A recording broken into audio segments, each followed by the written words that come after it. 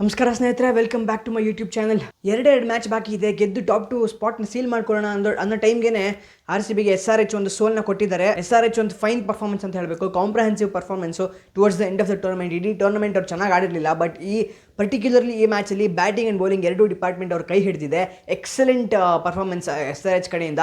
Credit SRHಗೆ ಕೊಡಲೇಬೇಕಾಗುತ್ತೆ ಈ ಮ್ಯಾಚ್ನಲ್ಲಿ, ಯಾಕಂದರೆ captaincy ಆಗಿರ್ಬೋದು, ಬ್ಯಾಟಿಂಗ್ ಬೌಲಿಂಗ್ ಎಲ್ಲ ಡಿಪಾರ್ಟ್ಮೆಂಟ್ಸೂ ಪರ್ಫೆಕ್ಟಾಗಿ ಪರ್ಫಾರ್ಮ್ ಮಾಡಿದ್ದಾರೆ. ಆ್ಯಂಡ್ ಒಂದು champions and RCB already qualify ಆಗಿರುವಂತಹ ಟೀಮ್ನ ಡಿಫೀಟ್ ಮಾಡೋದಕ್ಕೆ ಈ ಥರ ಒಂದು ಕಾಂಪ್ರಹೆನ್ಸಿವ್ ಪರ್ಫಾರ್ಮೆನ್ಸ್ ಬೇಕಾಗಿರುತ್ತೆ. ಆ್ಯಂಡ್ SRH ಇವತ್ತು ಆ ಪರ್ಫಾರ್ಮೆನ್ಸ್ ಅವರಲ್ಲಿ ಕಾಣಿಸ್ತಿತ್ತು, ಆ ಫೈರ್ ಅವರಲ್ಲಿ ಕಾಣಿಸ್ತಾ ಇತ್ತು.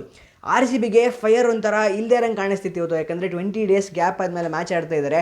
ಆಲ್ಮೋಸ್ಟ್ ಎಲ್ಲರೂ ಒಂದು ಗ್ಯಾಪ್ ಆದಮೇಲೆ ಮ್ಯಾಚ್ ಆಡ್ತಿದ್ದಾರೆ. ಬಟ್ RCBಗೆ ರಿಫ್ರೆಶ್ಮೆಂಟ್ ಆಗಿರುತ್ತೆ ಅಂತ ಅಂದ್ಕೊಂಡ್ವಿ, ಬಟ್ ಇದೊಂಥರ ಟಚ್ ಹೊಡೋಗಿದೆ ಅನ್ನೋ ಥರ ಫೀಲ್ ಆಗ್ತಿತ್ತು RCBಗೆ. ಪ್ಲಸ್ ಇಂಜುರಿ ಕನ್ಸರ್ನ್ಸ್ ಕೂಡ RCBಗೆ ಯಾಕೋ ತುಂಬ ಕಾಡ್ತಾ ಇದೆ. ಇವಾಗ ಎಂಡ್ ಆಫ್ ದ ಲೀಗ್ ಸ್ಟೇಜಿಗೆ ಬರ್ತಾ ಇದ್ದಂಗೆ ಇವತ್ತು ಕೂಡ ಟಿಮ್ ಡೇವಿಡ್ಗೆ ಒಂದು ಇಂಜುರಿ ಆಯಿತು. ಅದು ಎಷ್ಟು ಇಂಪ್ಯಾಕ್ಟ್ ಆಯಿತು ಅಂತ ನೋಡಿದ್ವಿ. ಅವ್ರು ಓಡೋಕ್ಕಾಗಿಲ್ಲ. ಟಿಮ್ ಡೇವಿಡ್ ಏನಾದ್ರು ಫಿಟ್ಟಾಗಿದ್ದು ಓಡೋಕ್ಕಾಗಿದ್ದಿದ್ರೆ ಇನ್ನೊಂದು ಸ್ವಲ್ಪ ಬೇಗ ಬರ್ತಿದ್ರು, ಕೃನಾಲ್ ಪಾಂಡ್ಯಗಿನ್ನ ಬೇಗ ಬರ್ತಿದ್ರು. ಆ್ಯಂಡ್ ಪ್ರಾಬಬ್ಲಿ ಇಂಪ್ಯಾಕ್ಟ್ ಡಿಫ್ರೆಂಟ್ ಇರ್ತಿತ್ತೇನೋ, ಯಾಕೆಂದರೆ 50 runs in 20 odd balls ಬೇಕಾಗಿತ್ತು. ಅದು it is definitely not out of reach if Romario Shepherd and Tim David are batting.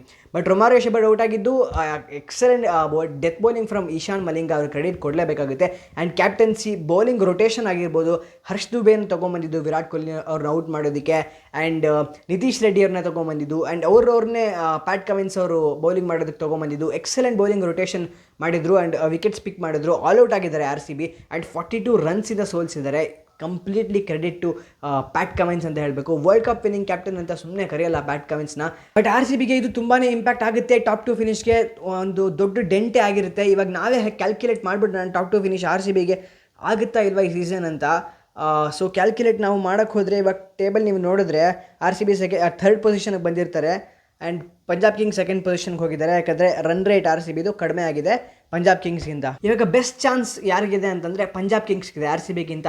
ಯಾಕಂದರೆ ಪಂಜಾಬ್ ಹತ್ರ ಇನ್ನೂ 2 ಮ್ಯಾಚ್ ಬಾಕಿ ಇದೆ. ಆ್ಯಂಡ್ ಒಂದು ಮ್ಯಾಚ್ ಅವರು ಮುಂಬೈ ಇಂಡಿಯನ್ಸ್ ಮೇಲೆ ಆಡ್ತಿರ್ತಾರೆ, ಆ್ಯಂಡ್ ಇನ್ನೊಂದು ಮ್ಯಾಚು ಡೆಲ್ಲಿ ಕ್ಯಾಪಿಟಲ್ಸ್ ಮೇಲೆ ಆಡ್ತಿರ್ತಾರೆ. ಸೊ 2 ಟಫ್ ಮ್ಯಾಚೇ ಇರ್ಬೋದು ಪಂಜಾಬ್ ಕಿಂಗ್ಸ್ಗೆ. But they have the best chance to, ಅವ್ರು ಒಂದು ಮ್ಯಾಚ್ ಗೆದ್ರೂ they have the best chance to seal the top 2 spot. And ನಿನ್ನೆ ಗುಜರಾತ್ ಸೋತಿದ್ರು, ಇವತ್ತು RCB ಸೋತಿದ್ರಿಂದ ಅವ್ರಿಗೆ ಅಡ್ವಾಂಟೇಜ್ ಆಗಿದೆ, ಯಾಕೆಂದರೆ ಟಾಪಲ್ಲೇ ಮೇಂಟೈನ್ ಮಾಡ್ತಿದ್ದಾರೆ. ಬಟ್ ಇದು ಲಾಸ್ಟ್ ಮ್ಯಾಚ್ ತನಕ ಎಲ್ಲ 4 teams, Gujarat, Punjab, RCB and Mumbai Indians 4 ಟೀಮೂ ಅವರ ಲೀಗ್ ಸ್ಟೇಜ್ನ ಕಂಪ್ಲೀಟ್ ಆಗೋ ತನಕ ಇದು ಡಿಸೈಡ್ ಮಾಡೋದು ತುಂಬಾ ಕಷ್ಟ ಅಂತ ಹೇಳ್ಬೋದು, ಯಾಕಂದರೆ ರನ್ ರೇಟ್ ಫ್ಯಾಕ್ಟರ್ ಕೂಡ ಮ್ಯಾಟರ್ ಆಗುತ್ತೆ. ಇವಾಗ RCB ಕೈಯಲ್ಲಿರೋದು ಇಷ್ಟೇ, ಇನ್ನೊಂದೇ ಒಂದು ಮ್ಯಾಚ್ ಇದೆ. ಅದನ್ನು ಲಕ್ನೋ ಎಲ್ಲಿದ್ದಾರೋ ಇವಾಗ ಅಲ್ಲೇ ಆಡ್ತಿರ್ತಾರೆ, ಲಕ್ನೋ ಸೂಪರ್ ಜೈಂಟ್ಸ್ ಮೇಲೆ.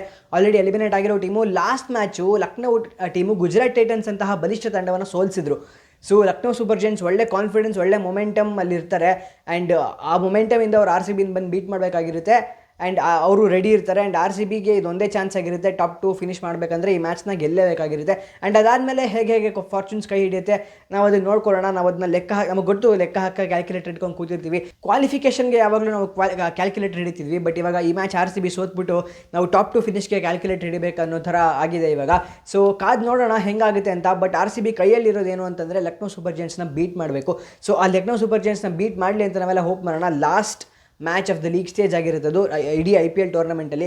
ಬಟ್ ಆಲ್ರೆಡಿ ಪ್ಲೇಆಫ್ಸ್ಗೆ ಕ್ವಾಲಿಫೈ ಆಗಿರೋದ್ರಿಂದ ಹೋಪ್ಸ್ ಆಬ್ವಿಯಸ್ಲಿ ಇದ್ದೇ ಇರುತ್ತೆ. ಆ್ಯಂಡ್ ಜಾಶ್ ಹೇಸಲ್ವುಡ್ ವಾಪಸ್ ಬರೋದ್ರಿಂದ ಇನ್ನೂ ಜಾಸ್ತಿ ಮೊರೇಲ್ ಬೋಸ್ಟ್ ಆಗುತ್ತೆ ಟೀಮ್ದು, ಅಂತಹ ಚಾಂಪಿಯನ್ ಬೌಲರ್ ವಾಪಸ್ ಬಂದಾಗ.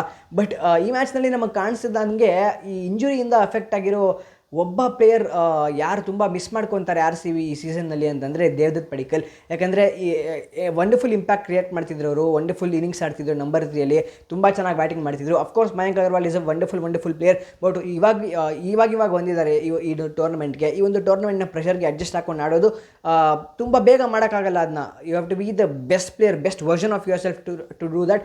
ಸೊ ಮಯಾಂಕ್ ಅಗರ್ವಾಲ್ ಆ ಬೆಸ್ಟ್ ವರ್ಷನ್ಗೆ ಬರಲಿ ಅಂತ ನಾವೆಲ್ಲ ಹೋಪ್ ಮಾಡೋಣ. ಇವತ್ತು of course it was not a great performance by him. So Mayank Agarwal ಕೂಡ ಕಾಂಟ್ರಿಬ್ಯೂಷನ್ ಕೊಡೋಕ್ಕೆ ಸ್ಟಾರ್ಟ್ ಮಾಡಿದರೆ, ಆ್ಯಂಡ್ RCB ಬ್ಯಾಟ್ಸ್ಮೆನ್ ಟಾಪ್ 4 ಏನಿದ್ದಾರೆ ಅವರು ಓವರ್ 12 ಓವರ್ಸ್ ಆಡೋಕ್ಕೆ ಸ್ಟಾರ್ಟ್ ಮಾಡಿದರೆ RCB have all the firepower to chase it down. ಯಾಕೆಂದರೆ ರೊಮಾರಿಯೋ ಶೆಪರ್ಡ್, ಟಿಮ್ ಡೇವಿಡ್ ಅಂತಹ ಫಿನಿಷರ್ಸ್ RCB ಟೀಮ್ನಲ್ಲಿದ್ದಾರೆ. But ಇವತ್ತಿನ ಥರನೇ ಓಪನಿಂಗ್ ಪಾರ್ಟ್ನರ್ಶಿಪ್ಸ್ ಬರೋಕ್ಕೆ ಶುರು ಮಾಡಿದ್ರೆ, and Rajat Patidar and Mayank Agarwal middle order very crucial ಅವರಿಬ್ಬರು ಪೊಸಿಷನ್ಸು. ಅವರಿಬ್ಬರು ಇನ್ನೂ ಸ್ವಲ್ಪ ಜಾಸ್ತಿ ಕಾಂಟ್ರಿಬ್ಯೂಟ್ ಮಾಡೋಕ್ಕೆ ಶುರು ಮಾಡಿದ್ರೆ RCB ಬ್ಯಾಟಿಂಗ್ ಕೈ ಹಿಡಿಯುತ್ತೆ. ಬಟ್ RCB ಬೌಲಿಂಗ್ ಡೆಫಿನೆಟ್ಲಿ ಇವತ್ತು up to the mark ಕಾಣಿಸ್ಲಿಲ್ಲ.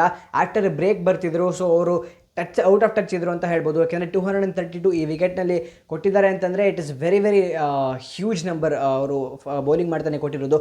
Toss ಗೆದ್ದರು ಬಟ್ ಸ್ಟಿಲ್ ಮ್ಯಾಚ್ ಸೋದ್ರು. ಅಫ್ಕೋರ್ಸ್ ಇದು ರಜತ್ ಪಟಿದಾರ್ ಕ್ಯಾಪ್ಟನ್ಸಿ ಮಾಡ್ತಿರಲಿಲ್ಲ. So Jitesh Sharma first match as captain, so still raw, but ಪರವಾಗಿಲ್ಲ, ಆಲ್ರೆಡಿ ಕ್ವಾಲಿಫೈ ಆಗಿದ್ದೀವಿ. ಈ ಥರ ಹಿಕಪ್ಸ್ ಇದ್ದೇ ಇರುತ್ತೆ. ಏನು ಸೋಲೋದಾದ್ರೂ ಲೀಗ್ ಸ್ಟೇಜಲ್ಲೇ ಸೋತ್ಬಿಡಿ, ಯಾಕೆಂದರೆ ಪ್ಲೇ ಆಫ್ಸಲ್ಲಿ ಯಾವ್ಯಾವ ಮ್ಯಾಚ್ ಇರುತ್ತೋ ಎಲ್ಲ ಮ್ಯಾಚ್ನೂ ಗೆಲ್ಲಬೇಕಾಗಿರುತ್ತೆ, including that one final.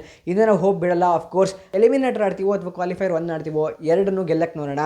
Eliminator ಗೆದ್ದರೆ ಕ್ವಾಲಿಫೈರ್ 2, ಕ್ವಾಲಿಫೈರ್ 1 ಗೆದ್ದರೆ ಡೈರೆಕ್ಟ್ ಫೈನಲ್ಸ್. ಸೊ ಇದನ್ನ ಮಾತ್ರ ಹೋಪ್ ಮಾಡೋಣ. ಇನ್ನೊಂದು ಮ್ಯಾಚ್ ಇದೆ, ಅದನ್ನ ಗೆಲ್ಲಕ್ಕೆ ನೋಡೋಣ. ನಮ್ಮ ಕೈಯಲ್ಲಿ ಏನಿದೆಯೋ ಅದನ್ನ ನೋಡ್ಕೊಂಡು ಹೋಗೋಣ. ಕ್ಯಾಲ್ಕುಲೇಟರ್ ಹಿಡಿಯೋದು ನಮ್ಗೆ ಅಫ್ಕೋರ್ಸ್ ಗೊತ್ತಿದ್ದೇನೆ, ಅದನ್ನ ನಾವು ಮಾಡೇ ಮಾಡ್ತೀವಿ.